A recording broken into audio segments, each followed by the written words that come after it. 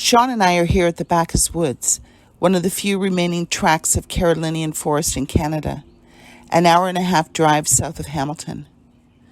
About 230 years ago, this forested land was granted to John Backus, an immigrant from England. There were many such pioneers in the Brantford-Simcoe area.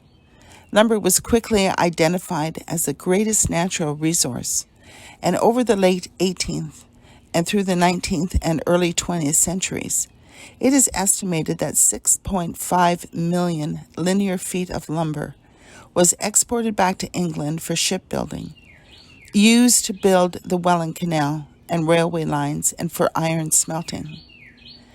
As early as 1830, nearly all trees greater than 3 centimeters in diameter were removed. The pioneers then started farming tobacco and other crops. It's shocking to learn that dozens of feet of topsoil were blown away because of the winds off Lake Erie. Without the forest, there was nothing to stop the soil from blowing away. By 1900, much of the land in the Simcoe area was deemed useless and abandoned. Documents from the time period indicate the animosity the pioneers in the early 19th century had toward the forest as they worked to clear the land. They referred to the forest as the oppressive and fearsome thing that overlay the good earth, which must be hacked, slashed, beaten down, and burned. In the midst of the clear-cutting stripping of the land, the Backus family recognized that this natural resource could only be sustained by conservation methods and land stewardship. They began working to protect this diverse forest. Throughout the generations, they worked with others, promoting the restoration of the forests, including logging management and restrictions. Of course, people thought their ideas ridiculous, but after much negotiation with the government, the family finally donated the land to the Big Creek Conservation Area in the 1950s, and it became part of the Long Point Biosphere and a National Historic Site. We came here today to explore and experience the Backus Woods. Sean knows this area well, but it is my first time here. There are about 26 kilometers of moderate to difficult trails through 875 acres of forest, ravines, field, and swamp. We access the forest by the Weston Family Trail off Highway 24 and did a short 3.5 kilometer loop, stopping many times to observe and listen, take photos and videos. The Backus Wood is a very inviting hiking area that will leave you in awe of nature and of trees. So grab a walking stick, provided free at points of entry, and journey with us. Thank you, Sean, for all your insight and stories about the woods. We'll now start our search for mother trees and seedlings. Let's see what we can find. Come on, Toby.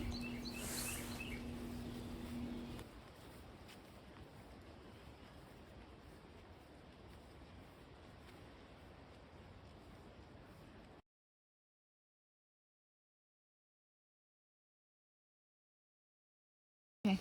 All right, so these are horsetails. They're actually one of the oldest of the still living plants. They go back a long time in the past, like back to the Carboniferous era. And they're still with us today. So what do you mean by still living? Well, meaning that they're one of the species that goes back in time, and they haven't really changed all that much. Oh, okay. They're still living. They existed millions of years ago, and they're still around today. Great, thank you. Yeah. So this is poison ivy. You definitely don't want to touch that. There's also It's some got growing. the 3 leaves. Yeah, some growing on the tree too. Yeah, right here. That's poison ivy. Great, thanks, Sean. Okay, so these ferns are in their sporing season, so to speak. And ferns reproduce by spores. So unlike flowering plants, ferns they're kind of more like fungi in that these spores will just spread out and the new ferns will grow from that. So they don't go through the pollination stage like what most flowering plants do. Okay, so these ferns, they like the shady areas of the forest. And ferns also go back a long time in time, meaning that they're among the oldest of what's referred to as the vascular plants. These are plants that have transport tissue. So they're among the first of the vascular plants to appear. Okay, so it looks like I think it's an oak, fell across the path. So they cut so that people can pass by the tree that fell. But you can see from the cross section that you can see the rings. So each of these rings corresponds to 1 year of growth. So here's the center. So this is the first year of growth would be right here in the center. And then the second year and the third year and the fourth year and the fifth year and so on. So you would count out to the edge. So the ring at the edge would be the most recent year of growth. So what you can do is you can take this home if you want and sand it so you can see the grain or the rings easily. And then you can count back to what the first year of growth, what year that corresponds to on the calendar. And then you can determine when the tree started growing. And from that you can determine how old the tree is. And if you can find meteorological records from the weather stations that are in the area, you can talk about how conditions during that year, such as more sunshine or more rain, led to increased growth or a larger ring, compared to years which may have been a drought or not a lot of rain, would be a narrow ring.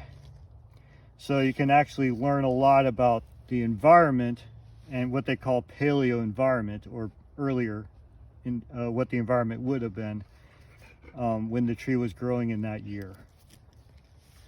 So this is actually a science called dendrochronology, or dendrochemistry is another name for it.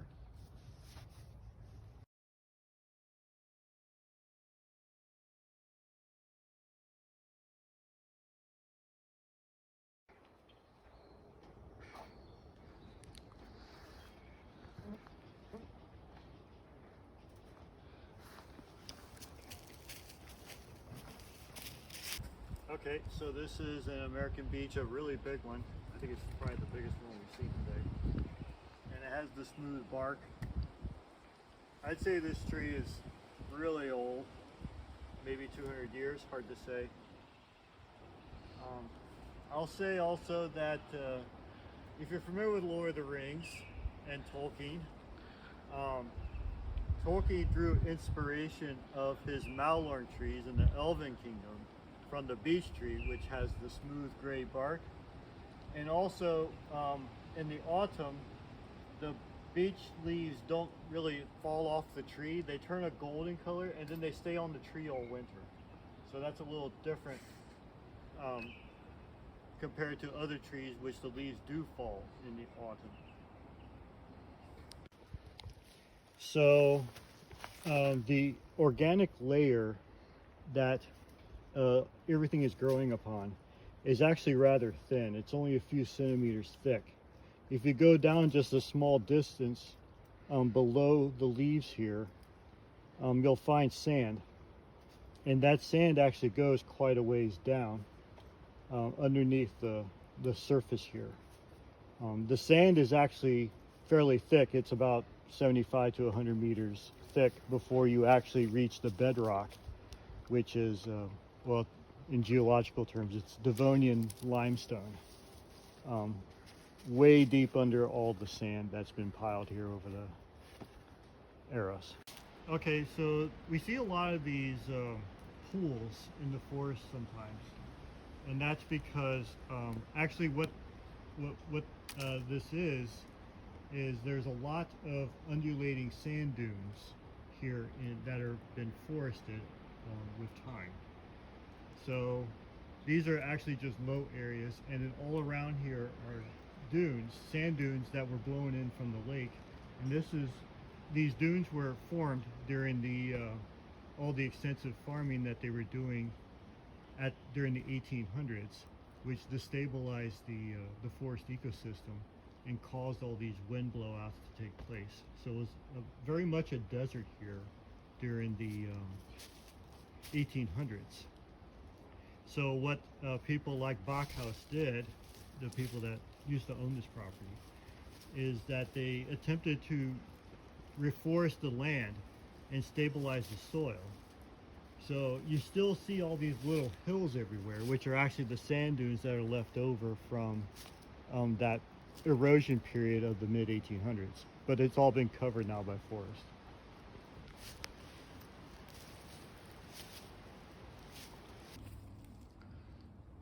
Okay, so this is an elderberry, red elderberry.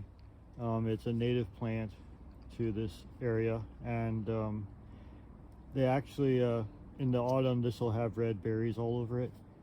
And elderberry, you can make tea out of it, and it actually has may have medicinal benefits, particularly with helping with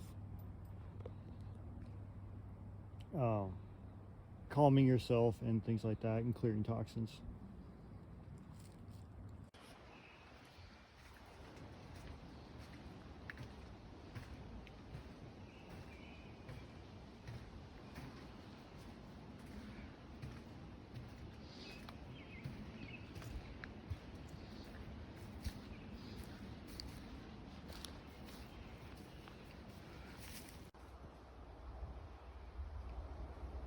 This is a video of a black oak,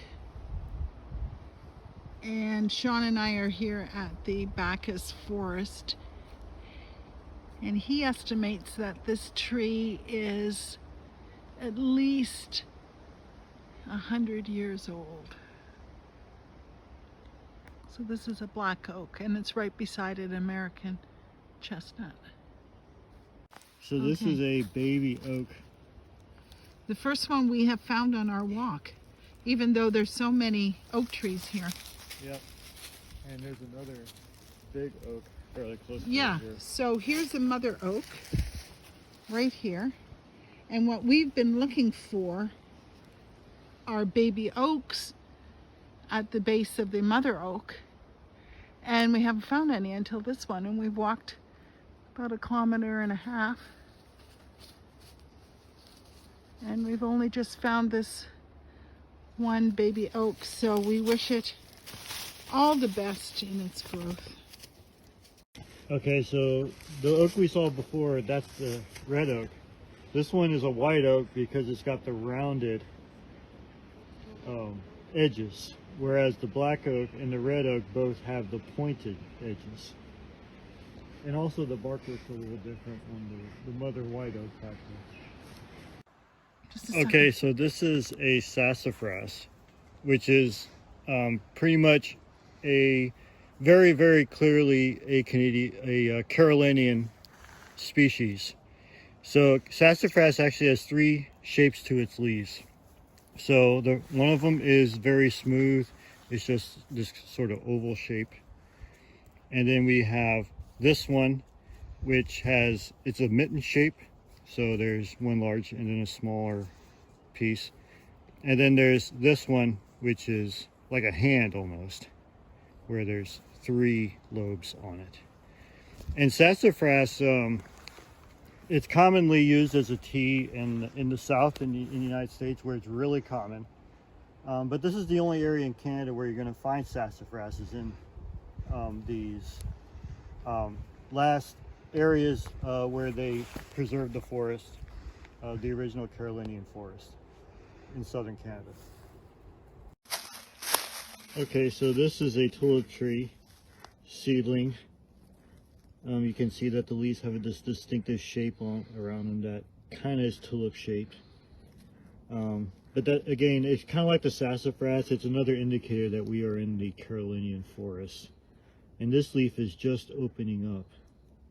So they grow out flat like this, and then they open up once they get a little older. So we're going to go and see if we can find the mother tree for this tulip tree. And we'll let you know if we're successful.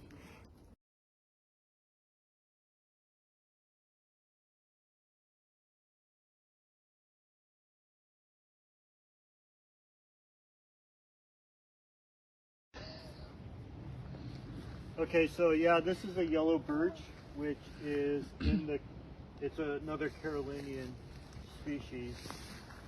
It's one of the largest birch species in North America and can reach a height of 20 meters. Commonly grows in moist, rich woods, often near the swamps and bogs. So here we are in the Backus forest, and there's a lot of, I guess what we would call old growth. They're not 1,000-year-old trees, but many of them over 100 years, pushing 200 years. And it's beautiful in here because most of the noise of Highway 24 is gone, and instead we get to listen to the many different bird calls while we're in here. So we're down in the Simcoe area, south of Simcoe. You can hear the wind in the canopies, the trees creaking against each other, and the sound of the birds. So even though we can scientifically look at the different trees and the saplings and the seedlings from the different mother trees, it's also good to know that this is a very spiritual experience for us as well.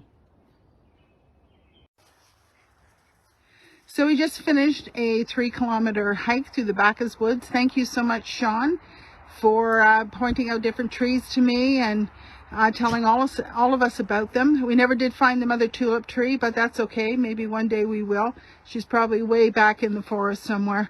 So Toby came along as well. There's Toby. Beautiful pathway into the forest. So thanks again, Sean, and thanks everybody for watching.